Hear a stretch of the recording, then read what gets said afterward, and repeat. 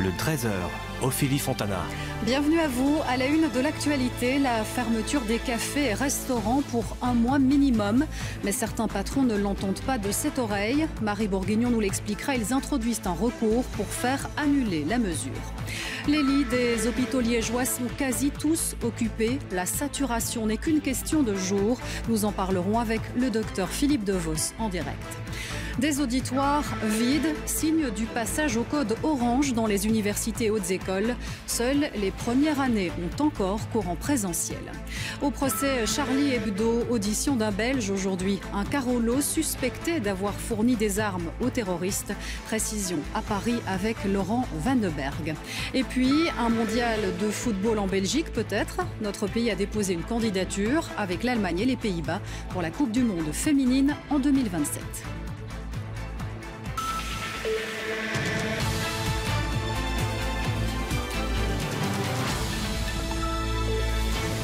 Bonjour, j'espère que vous allez bien. Notre quotidien change donc de rythme dès aujourd'hui. De nouvelles règles entrent en vigueur. Contacts sociaux limités, télétravail, couvre-feu, fermeture des bars et restaurants. Et les patrons de l'Horeca, parlons-en, ils sont partagés entre colère et tristesse. Françoise Berlaymont et Françoise Barré ont assisté au dernier service hier soir. 23h, on ferme. Chaises remisées, nappes repliées et rangées. Une fin de service au goût d'une très longue fermeture. Tout se fait en silence, avec en sourdine la musique de la radio. Une heure avant, la salle bruissait encore de conversations, d'éclats de rire et de précautions. Des clients venus en famille en soutien pour le patron de leur restaurant favori, conscients et inquiets. On est tous conscients de la situation sanitaire, mais on se doit tous aussi d'être un peu solidaires, tout en respectant les consignes qui ont été données. On s'était déjà vu avant, donc on faisait partie de la même bulle. Maintenant, malheureusement, on va devoir casser cette bulle et limiter nos contacts. Mais on faisait déjà attention avant, oui, c'est sûr, c'est clair. Et il faut faire attention, absolument. Donc, pas tous 2 salades pour moi, s'il te plaît. Coup de feu masqué en cuisine, gibier américain, plat mijoté, la brigade s'active comme à l'habitude. Chance pour nous, on a vendu presque tout, donc quasi pas de perte, c'est très bien ça. Donc voilà, s'il reste quelques marchandises, on va voir pour faire peut-être l'emporter pour ce qui reste, les petits plats, pour vraiment pas avoir de perte. Et voilà. Mais puis bon, un coup de propre dans la cuisine partout, hein, on va profiter vraiment pour nettoyer de A à Z. Le patron aux petits soins pour ses clients. Il cache difficilement ses inquiétudes financières. Son établissement est jeune, il veut croire dans sa solidité.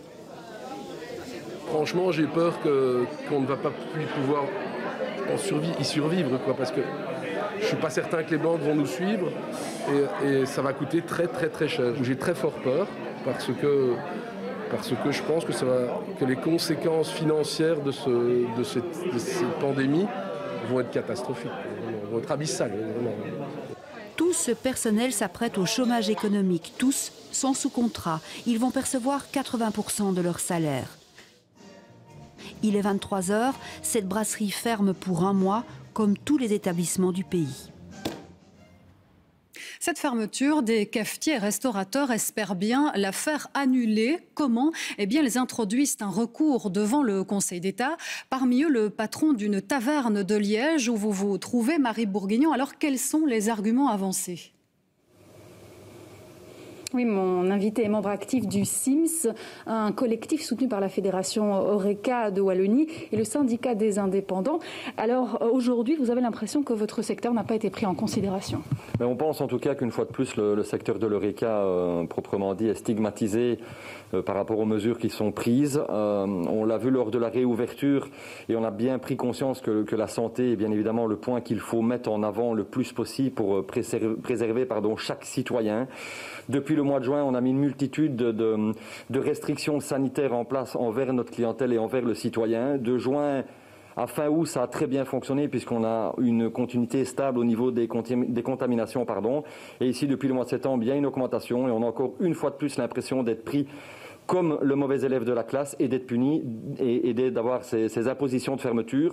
D'où le fait d'avoir pris contact avec le cabinet de maître Molders-Pierre ici à Liège pour intenter 2 actions en justice. La première qui sera une instance en extrême urgence au Conseil d'État pour faire annuler ces mesures comme ça a été le cas en France, en Allemagne mais aussi en Espagne. Et la deuxième au tribunal de première instance pour demander des dommages aux fermetures antérieures et actuelles. Le gouvernement avait pourtant annoncé des mesures compensatoires. Pour vous, elles n'étaient pas suffisantes? Je pense que l'enveloppe de 500 millions qui a été mise sur la table par le gouvernement est un bon début puisqu'elle concerne principalement, on a pu le comprendre, multisectoriel. En tout cas, c'est ce que nous, on défend ici puisque ça ne reprend pas que l'Horeca dans notre action. Les 500 millions vont au droit passerelle et d'autres mesures qui sont mises en place qui sont importantes et on est content qu'ils en aient pris conscience. Maintenant, il y a d'autres choses encore à mettre sur la table, comme par exemple, et je pense qu'il y a des responsabilités qui doivent être prises à ce niveau-là, nos employés et nos ouvriers qui aujourd'hui ne perçoivent que 70% de leur salaire alors qu'ils devraient en avoir 100% parce qu'eux aussi vivent la crise de plein fouet et d'autres mesures économiques, qu'on soit ouvert ou fermé, pour nous aider à subvenir à nos besoins et éviter les faillites. Voilà, merci Gilles Oyou. Voilà ce qu'on pouvait dire aujourd'hui sur la colère du secteur Horeca. Merci beaucoup Marie pour cette intervention. Et ces patrons belges, eh bien, ils ont bon espoir d'obtenir gain de cause car en Allemagne, un recours a aussi été introduit et cela a fonctionné. La justice a annulé le couvre-feu imposé dans les bars de Berlin. Explication avec Quentin Warlop. À Berlin, ils sont 11. 11 restaurateurs et exploitants de bars qui ont refusé l'obligation de fermer après 23 heures. Saisi en référé, le tribunal administratif de Berlin leur a donné raison. Mike fait partie de ces irréductibles Berlinois. Wir sind natürlich erstmal wirklich glücklich und erleichtert, dass wir das geschafft haben, dass wir mit Bars of Berlin, dass wir mit unserer Einzelklage mit den anderen Kollegen, die dann noch mitgeklagt haben. Pourtant, Mike a quand même dû fermer son bar une semaine, le temps de la procédure d'urgence en justice. Also es war natürlich eine dramatische Woche mit der Schließzeit ab 23 Uhr. Unser Geschäft beginnt eigentlich erst um 22 Uhr. Wir können da fast von einem absoluten Verlust reden, weil die Gäste natürlich überhaupt nicht mehr ausgegangen sind, sind nicht mehr in die Restaurants gegangen, weil sie danach nicht in die Bar gehen können. Es war wirklich dramatisch. Une victoire pour les 11 restaurateurs, mais avec un léger goût d'échec. Car les 11 établissements peuvent bien rester ouverts, mais ils ne pourront plus vendre d'alcool après 23 heures. For us, make also no sense to stay open after 11 without serving alcohol, because we only sell alcohol and soft drinks, of course. But I don't think we're gonna have enough customers that will come after 11 to drink here for tea or soft drink. We are a cocktail bar. La décision du tribunal berlinois va-t-elle faire tache d'huile dans d'autres régions ou d'autres pays? La municipalité de Berlin a déjà annoncé qu'elle fera appel de cette décision. Ainsi, des mesures restrictives sont prises dans plusieurs pays européens. C'est pour faire face à la deuxième vague de coronavirus. Les chiffres sont là, bien sûr, et cela se traduit très concrètement dans les hôpitaux. Chez nous, certains établissements ne sont pas loin de la saturation. Exemple avec Natacha Mann à la Citadelle à Liège. Mise en place en urgence vendredi à 21h, cette salle Covid est déjà pratiquement pleine. Ici, c'est la 4e unité ouverte en peu de temps. Au CHR de la Citadelle, comme dans de nombreux hôpitaux, la situation est de plus en plus tendue. Bonjour monsieur. Par rapport au mois d'avril, on avait 120 patients hospitalisés au pic de l'épidémie, avec une courbe de contamination qui était arrivée à un plateau. Actuellement, nous sommes à 105 patients hospitalisés, avec une courbe épidémique qui est toujours en phase exponentielle, mais surtout une activité autre que Covid dans l'hôpital qui est toujours fonctionnelle. J'ai l'impression d'être il y a quelques années sur la plage de Phuket. Là, le ciel est encore plus ou moins bleu, mais on voit la grande vague qui est en train d'arriver. Et ça, ce sera inévitable. Pour gérer au mieux la suite, il y a, là où c'est possible, une grosse réorganisation du personnel. Des médecins travaillant dans d'autres services sont à nouveau formés à gérer des patients Covid. Il faut être vraiment attentif au traitement anticoagulant parce que tous les patients Covid présentent une hypercoagulabilité due à l'infection. Donc... Problème, près de 20% du personnel est en maladie et les volontaires sont clairement moins nombreux que lors de la première vague. On sent qu'ici, la cinétique de l'épidémie ne nous laisse pas beaucoup le choix. Il faut qu'ils montent au front avec nous et c'est très très précieux pour nous d'avoir de l'aide comme ça. Car vendredi, les hôpitaux liégeois ont craint le pire. Aux urgences, en quelques heures, il a fallu doubler le nombre de lits Covid. Une situation déjà particulièrement compliquée pour le personnel qui doit désormais gérer des citoyens beaucoup moins compréhensifs. La population, je pense, en a clairement ras-le-bol du problème du Covid, le nie en partie, ce qui explique probablement la situation de débordement dans laquelle nous sommes. On doit s'occuper de gérer des problèmes relationnels alors qu'on a vraiment autre chose à faire. Et donc tout ça nous fait perdre un temps et nous fait consommer du personnel. Au CHR de la Citadelle, actuellement, 17 des 21 lits de soins intensifs dédiés au Covid sont occupés. Un constat qui fait craindre le pire pour la suite. Ah oui, une situation liégeoise très préoccupante. C'est d'ailleurs une réalité dans tous les hôpitaux de la région, dont le CHC. Nous sommes en liaison vidéo avec le chef adjoint des soins intensifs, Philippe Devos. Alors d'après vous, la situation est-elle pire qu'en mars, qu'en avril ? Mais en tout cas, on a déjà dépassé, nous, le nombre de patients que nous avions au CHC en avril. Depuis hier, on a dépassé cela. En unité d'hospitalisation, en soins intensifs, on y arrive gentiment, encore 1 ou 2 jours et on aura dépassé aussi. Alors que à l'époque, en avril, c'était 15 jours après la mise en route de mesures, puisqu'on sait bien que qu'entre les mesures et le résultat sur les hôpitaux, il y a 15 jours de délai, tout le monde le sait maintenant. Donc ici, le problème, c'est avoir à gérer les 15 jours qui vont venir.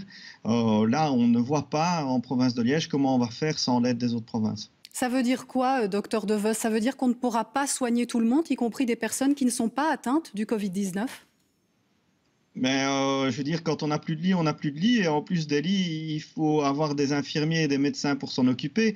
On a fait appel à l'armée. L'armée n'a pas d'infirmières ni de médecins à nous mettre à disposition. On a discuté entre hôpitaux. On n'a pas plus d'infirmiers ni de médecins à sortir de notre chapeau. Et donc, à un moment donné, quand le dernier sera occupé, le dernier sera occupé. Et celui qui viendra 10 minutes après que le dernier est occupé, qu'il ait le Covid ou pas, je ne sais pas ce qu'on va en faire. Et donc, on aimerait bien les transférer vers d'autres province, le temps de réavoir des lits ou le temps que ça se calme suite aux mesures de vendredi. Donc c'est un appel là que vous lancez au monde politique. On vous sent un peu désabusé, docteur Devos, aujourd'hui presque fataliste. Il y a encore moyen de faire évoluer cette situation, de renverser la tendance ? Il y a certainement encore moyen et j'espère que les mesures vont être efficaces. Ça, c'est certain.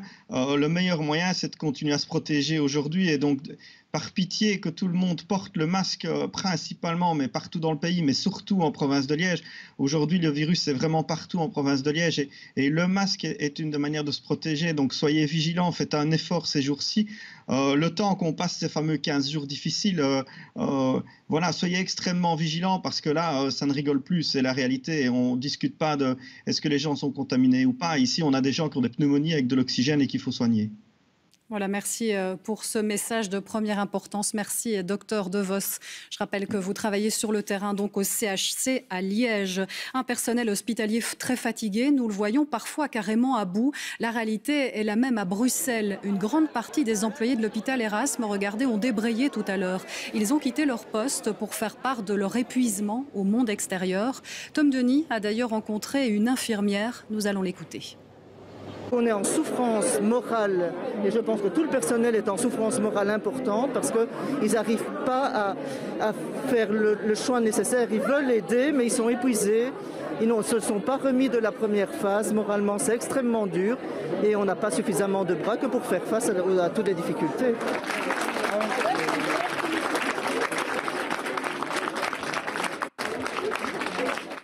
Et notez que la gestion de la crise dans les hôpitaux sera au cœur de l'émission. Question en prime ce soir, juste après le JT de 19h30. Et c'est vrai que du travail, il y en a beaucoup dans les hôpitaux, avec quelques 2485 patients hospitalisés. Il y a de nouvelles admissions chaque jour. Tous les indicateurs, y compris le nombre de cas, sont en hausse. Le centre de crise a fait le point en ce début de semaine. Découvrons les chiffres avec Alison Delpierre. Les experts arrivent aujourd'hui avec des nouvelles qui n'augurent rien de très bon.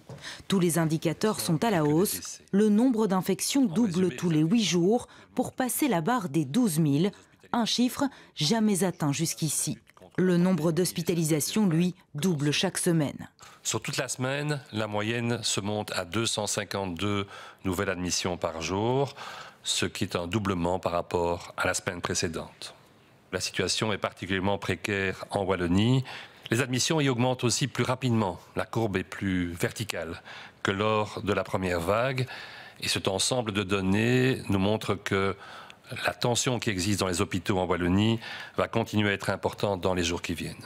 Ce qui préoccupe les experts est bien la saturation des hôpitaux. Les nouvelles mesures devraient permettre d'éviter cette situation dans les 2 à 3 semaines. Quel que soit l'impact des mesures, plus ou moins réelles, impact rapide, on aura 1000 patients en soins intensifs d'ici la fin de ce mois.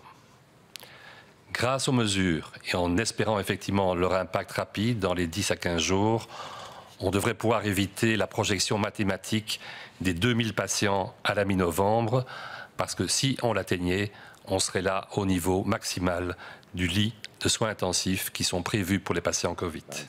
Le nombre de décès continue lui aussi à augmenter pour atteindre plus de 30 par jour. Mais comment expliquer cette situation aujourd'hui en Belgique? Ce serait en partie lié à la saison, une saison où l'on vit plus en intérieur dans des espaces fermés et moins aérés, ce qui favoriserait la propagation de ce virus. Et l'une des clés pour maîtriser l'épidémie, c'est aussi d'avoir une politique de dépistage et de traçage des malades efficace. C'est loin d'être parfait quand on voit aussi le délai d'attente pour les résultats. Laurent Rare, les ministres de la Santé en discutent d'ailleurs en ce moment. Plusieurs pistes sont sur la table. Oui, car l'urgence est bien là. Il faut soulager les centres de tests comme celui devant lequel je me trouve ici à Etterbeek, en région bruxelloise, un peu partout en Belgique. Le constat est le même. Les centres de tests et les laboratoires ne savent plus suivre tant le travail est immense. Alors plusieurs pistes sont examinées. Tout d'abord, celle du test alternatif. On pense au test salivaire. Il a 2 gros avantages. Il est rapide et on peut le faire soi-même. Il suffit de cracher dans un tube et en quelques heures, on sait si on est ou pas contaminé. Autre piste, ne plus dépister les asymptomatiques, c'est-à-dire les personnes qui ont eu un contact avec un cas positif mais qui ne développent pas de symptômes. Les asymptomatiques seraient mis en quarantaine sans être testés. Cela permettrait de laisser les tests aux personnes prioritaires, les malades. Sachez que les hôpitaux liégeois, depuis ce matin, recommandent effectivement aux asymptomatiques de rester chez eux et de ne pas se faire dépister. Et puis enfin, dernière piste, eh bien, c'est augmenter le nombre de centres de tests avec plus de personnel, ouvrir de nouveaux centres, comme en région wallonne, à Charleroi, à Louvain-la-Neuve, à Namur et à Andenne. Voilà les 3 pistes qui se trouvent sur la table de la réunion des ministres de la Santé. Tous reconnaissent qu'il faut une nouvelle stratégie face à la situation qui s'aggrave. Merci.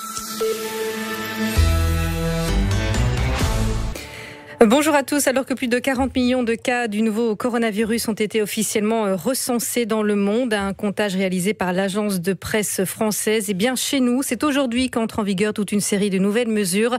Des mesures dans le cadre de la lutte contre ce virus, évidemment. Et la plus impactante, c'est bien sûr la fermeture des restaurants et cafés pour une durée d'1 mois au moins. Les nouvelles règles concernent aussi notre bulle sociale, désormais réduite à 1 contact rapproché. Vous pourrez inviter chez vous 4 personnes maximum, mais en maintenant les gestes barrières. Les rassemblements sur la voie publique sont aussi limités à 4 personnes maximum. Autre mesure qui entre en vigueur cette nuit, eh bien, c'est le fameux couvre-feu. Il sera d'application entre minuit et 5 heures du matin. Vous n'aurez pas le droit de circuler, sauf pour raisons médicales ou professionnelles. Enfin, le télétravail devient la règle partout où c'est possible. Les ministres de la Santé, eux, vont se réunir aujourd'hui à midi. Il est question d'une nouvelle stratégie de testing afin de soulager les centres de tests qui sont surchargés. Parmi les propositions sur la table, tester moins de personnes. Les personnes dites asymptomatiques ne seraient plus testées, mais mises en quarantaine d'office. Autre proposition, développer d'autres tests en plus des tests PCR. On ajouterait notamment des tests salivaires.